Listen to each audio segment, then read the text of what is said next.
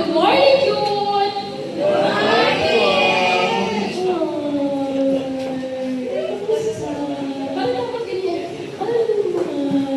Ayan, last time. Good morning, Jun! Good morning! Ay, medyo nagkaroon na ng buhay. Sino dito yung na-stress papunta pa lang?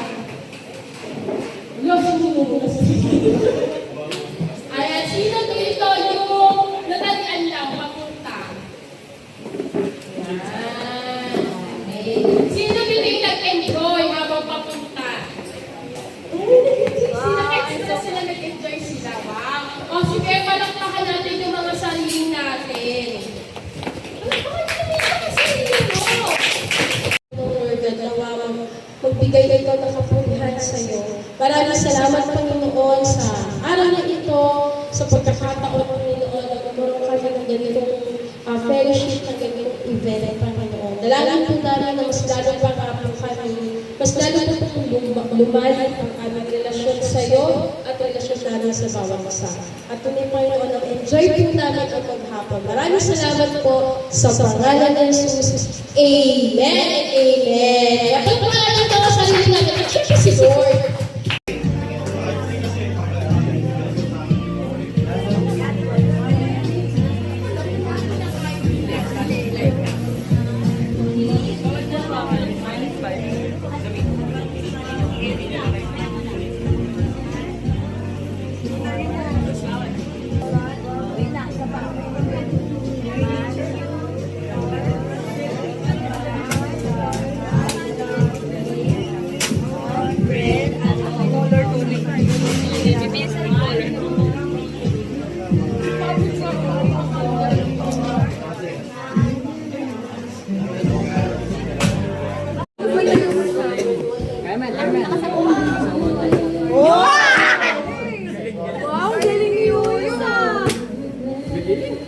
Malagpan talaga yung kapatid ko na yan.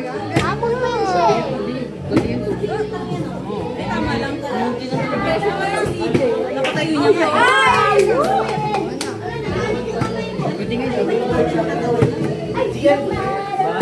Okay, tayo ba? Sige na. Sige na ulit.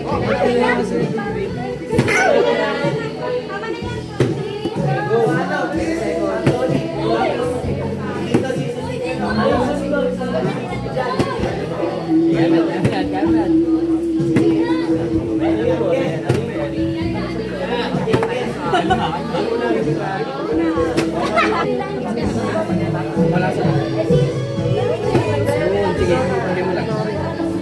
Wala man ang tsura ng Nori. Ano tsura nun? Ano po? Yun! First time! Oo. Oo, yari kayo. Pinakinggan yung instructor, sabi ko sa iyo. Hindi na pala sa instructor. Kaya. Mamaya ulit, mamaya. Gangan. Tapos si...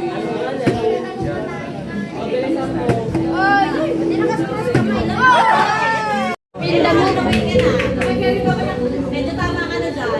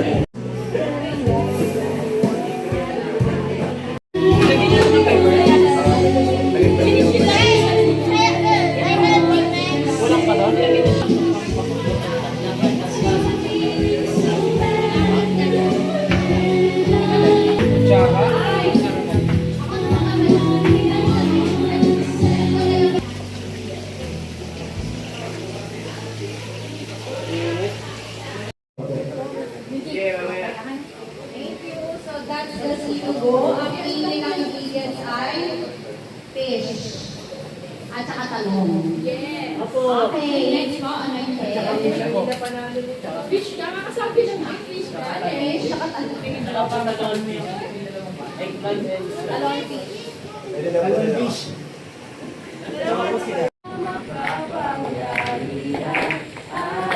kataas, taasan sa aking puso ay nananahan. Pagpapalamot pagsama ay laging nararanasan, kailan may hindi mag-isa. Isa pa, Diyos na makapangyarihan. Diyos na makapangyarihan, haring kataas, taasan sa aking puso ay nananahan. Pagpapalamot pagsama ay aking nararanasan, kailan may hindi nag-iisa. Ako mo sa amin, pangako mo sa amin, hindi mo ko iniwan. Sa bawat sandali ay laging sasamahan. Kailan nasilip ko ang sila'y kalakasan, upang lahat ng bagay ay magtagumpayan. Diyos na makapangyarihan, haring kataas, taasan sa aking puso ay nananahan. Pagpapalamot pagsama ay aming nararanasan, kailan may hindi mag-iisa. Awitin natin ang Agila. Tulad ng mga Agila, tayo ay lilipad. Hindi lang papagod at di nakapagod. Tayo'y magdadala ng buhay at silang sa mga anak ng Diyos na nangihina. Halika na, tayo na. Halika na. Umayo na. Ikahaya, tagumpay niya. Ikahaya. Tagumpay niya. Halika na. At magdala ng kalakasan sa presensya niya. Ito ang panahon, pinauso ang mabaklay. Ito ang panahon, pinauso ang mabaklay.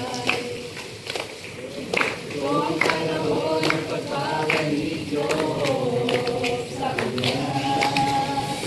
Tama-tama na, ako'y sa ngalan niya.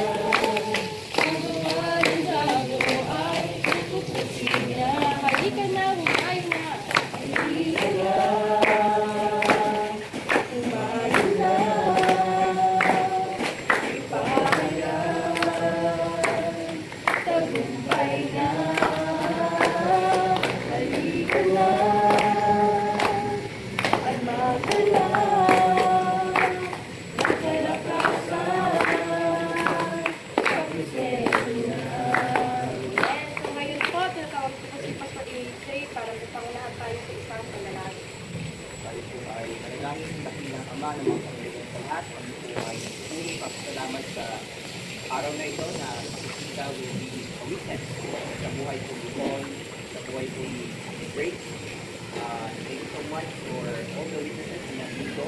Ito po ang patunay that you are faithful about sa amin. So thank you so much for your grace. Thank you so much for your love sa aming kapatid na ito na magpapabaptize to publicly announce that they accepted you and they will be willing to go through the process of becoming of your son Panginoon.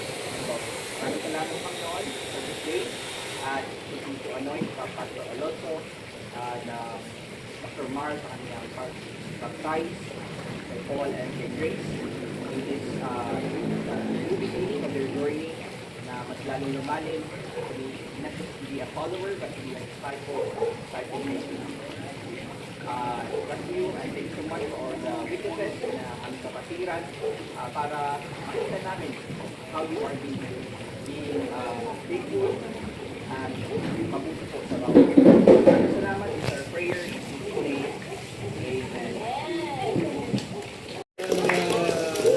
na magpailalim sa utos ng Panginoon ng baptismo bilang tanda ng kanilang pakipagrelasyon kay Lord.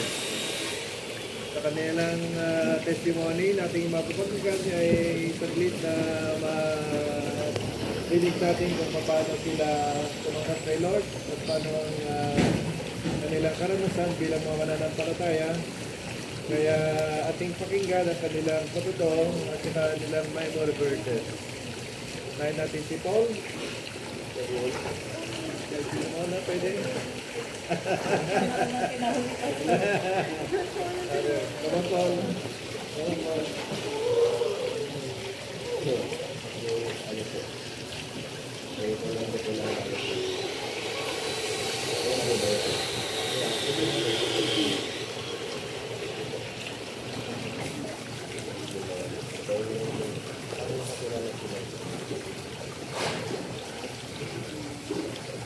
Ano po, it's the most unexpected way. Kasi ang ano po nun is, pandemic time po na yan. Lumabas lang po ako, gusto ko mga po sa akin dalawang binata. Siguran po sa ako daw. Then, dito po nun, naniniwala po ako na may andun po sila, pero wala po ako dito. So, ano po, malayo po ang dito. Marami po akong questions about yung time na sino po yung kayo na po na sagot niyo po lahat all the thousand questions po. Ano po, simula po siya maging process po. Kasi ayun po, nadala po ako po. Yung ano naman po, ang naman po sa ano. Hindi naman po sa dalawin na gano'n. Pero yung pag-youth time po, doon po talaga ayun po yung tanda na I surrender everything to Jesus po. It's my saving po. So, wala po dito sa harap mo kung dito dahil po.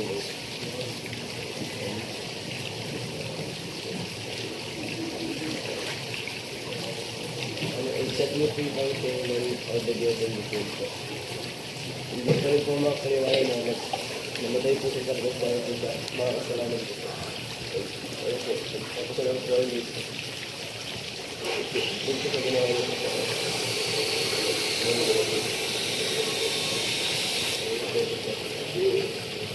Okay, pakinggan din natin yung ilang memory verses niya.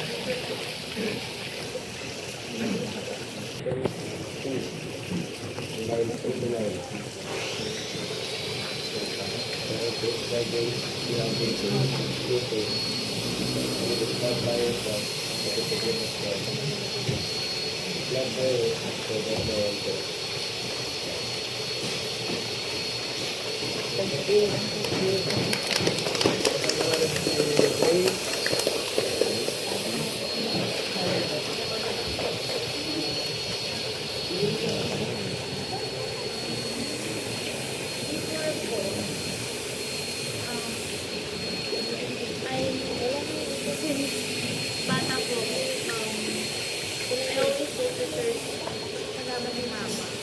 And ano po, it was a Catholic church. And then, as Christian, parang years goes by, habang lumalaki ako, I continued to serve sa choir. Pero, yung relationship with God, wala po talaga yun. Wala po talaga yung, I know that He is there, pero wala po yung relasyon with Him. Yung time na yun. And then,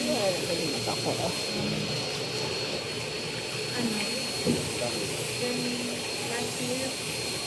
last year po, parang naging ang source of strength ko po is yung sarili ko.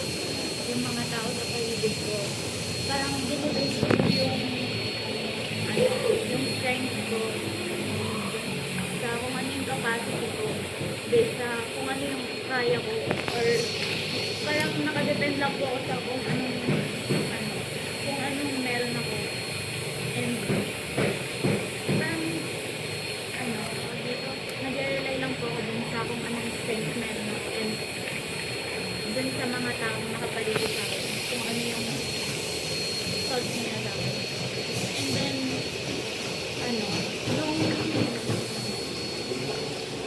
back in pandemic po, nagkaroon po kami ng Bible study na,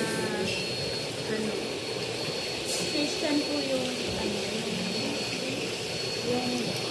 tawag doon, parang mamita po namin na, and then, sa kanya ko po, unang natanggap yung Bible po.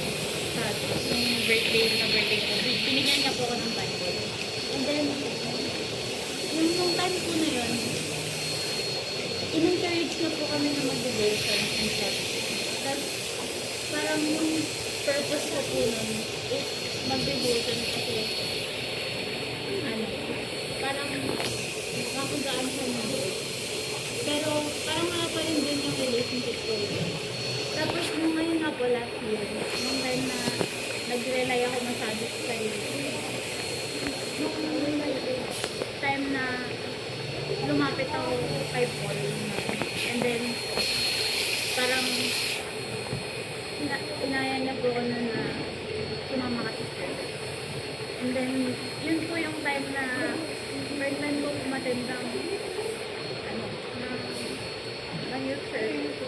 And then parang nung unang attend ko po, hindi ko pa po siya masyado parang tinitignan na ay bagong journey gano'n. Tapos nung parang tuloy-tuloy na po siya, hindi na po, parang tinanggap na I should have, a relationship with God. Na, kasi ibang-iba po kasi talaga yung joy, yung peace na binibigay ni Lord sa atin. And yung relationship na yun yung relationship na hinahanap ko for all the years na nag-rely ako sa sarili ko. And until now, sobrang thankful ako kasi yung opportunity na ma-attend ako sa church is parang it's a welcome door to a new journey na binigay sa akin ni Lord and to change din para sa sarili and for Him. And ayun po, up until now, pinag-pray ko rin po yung relationship ko with God, yung relationship ko with my mom. Kasi gusto mo ko talaga sa mga experience ko. Actually, hindi po alam ni mama na nagkabantay sa mga ngayon. Kahit gusto mo doon. And yun, wala ko po nag-pray yung Lord na Lord, baguhin mo po ako kung ano man kayo kailangan ko baguhin sa sarili ko para ma-encourage ko po yung mga tao. Ma-encourage ko po yung mga tao po sa akin. Lalo na po yung mom. And ayun.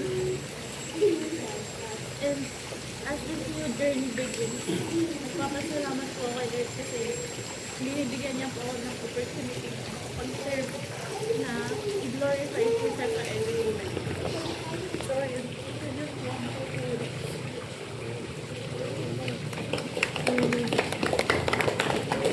Pakinggan namin ang kanyang memory version.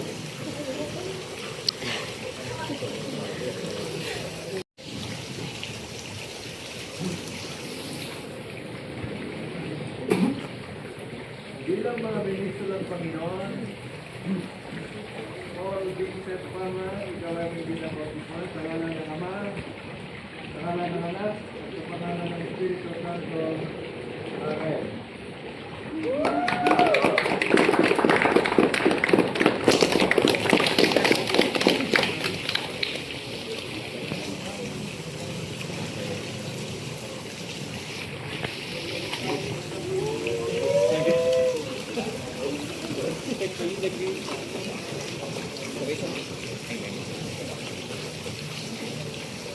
Ito ng Grace Adding bilang mga ministro ng Panginoon, ikaw ang binabautisman sa ngalan ng Ama, Anak at ng Espiritu Santo.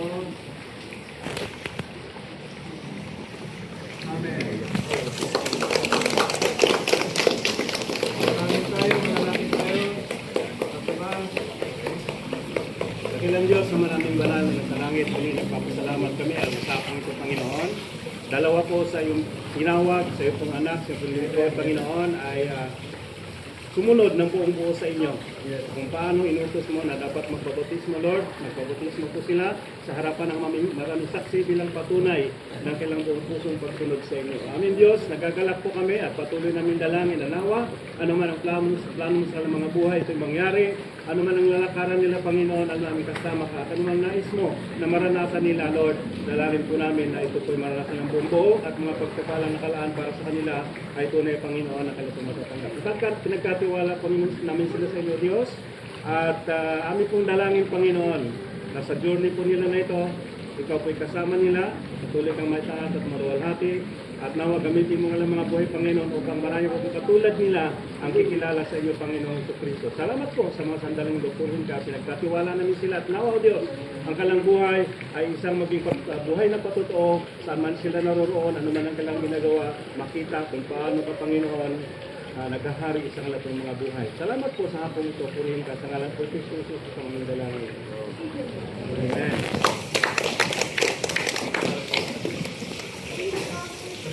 Congratulations, Sister Grace and Brother Paul. God bless you.